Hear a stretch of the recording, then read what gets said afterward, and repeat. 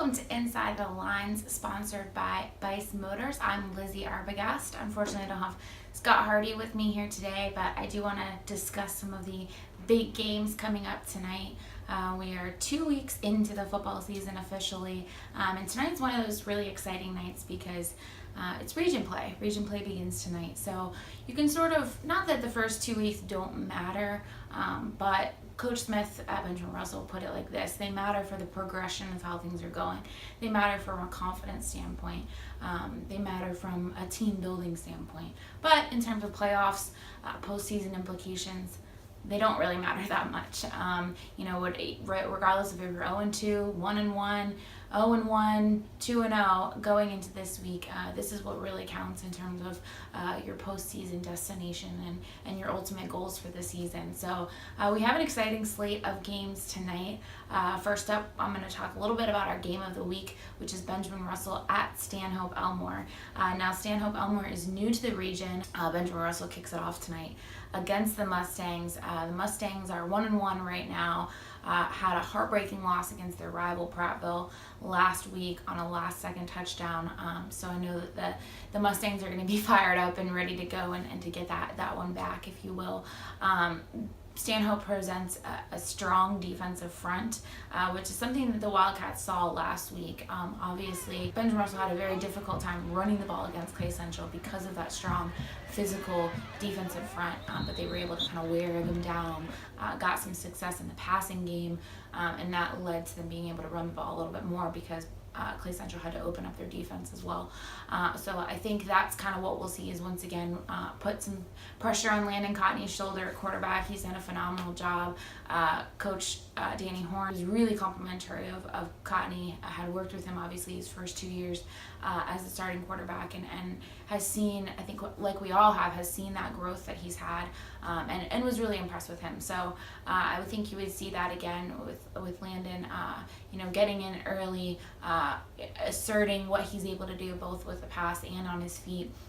And I think that will open up the Stanhope Elmore defense. Coach Smith was really complimentary of Stanhope's defensive coordinator, Hunter Adams, said we don't really know what to expect because they can do so much defensively. Offensively, they had some issues going on with their quarterback last week, McGee, but he's expected to be back tonight. I would expect Benjamin Russell to need to have another big defensive showing, and they've been doing great defensively. Moving over to Horseshoe Bend, the Generals are struggling, I think, more than people thought that they were going to struggle. Lost to Donahoe, which is a little bit surprising. Enter tonight's game against Thorsby 0-2, and unfortunately for the Generals, they have to play two of the tougher teams to start the region in Thorsby and Reeltown, who are both ranked in the top 10, and that's who they start with these first two region weeks. So I think the big thing for the Generals is they're sort of getting in that same conversation that Scott and I have been having all year with the Central Coosa Cougars. They just really need something positive to happen. Take a lead, or hold a team to 0 points throughout the first quarter. Get some confidence going. And Josh Aver did say, Thorsby is very good. They're a solid team, but they're not unbeatable. They're not impossible. And so I think if the Generals can get some positive momentum going in their favor, that's going to be a really big positive for them. And I feel at this point, quarterback Nowonsky Russell has been really good. He actually moved to tailback for some of last week's game, but at this point he's almost trying to do too much, which we've talked about for several different quarterbacks. Landon, Deville, Slade, McCullough. You don't want to win the game as a quarterback. You just want to kind of run things efficiently and make sure that you're doing what you can, but being that you're kind of the team's biggest playmaker at this point, it's almost shouldering too much of that burden, and not making good reads, and not understanding that there are other people that can get the job done as well. So I think if we can see a more complete game from the Generals, it's going to be a tough road. Certainly Thorsby is the favorite to win this game, but again, just kind of seeing something positive going into these next couple weeks would be great for the Generals. Speaking of Dadeville also begins region play, and they're in a totally foreign region to me, so I'm not sure how many expert tips I can give you, but they're hosting Southside Selma tonight. Southside Selma hasn't traditionally been a powerhouse or anything like that. But the biggest thing that Coach White and I talked about this week was they need a change in mentality. It sort of looked like last week when Deville played Reeltown. Reeltown got up really early on. They were up 14-0 before Deville even touched the ball, and so it sort of looked like the Tigers said, okay, well, good night, like it was over, and they can't, you can't do that in any football game or in any competitive sport. And so I think, the Tigers showed some defensive bright spots last week, but they just sort of, it just fell apart for them, which is really unfortunate to see. I think Southside's probably going to throw the ball a little bit more than they'll run the ball, and so Deville's secondary, who was very strong against Horseshoe Bend in week 1, didn't really need to do a whole lot of work because Reeltown doesn't throw the ball too much last week. But I think that they might have some advantage there. But I think this is going to be really a game to see, how can you come back from a loss like that? How can you come back from something that was a big defeat? Lastly, Reeltown also starting off region play. They're headed to Fayetteville tonight. Reeltown is just climbing up the rankings. They're at number 3 now.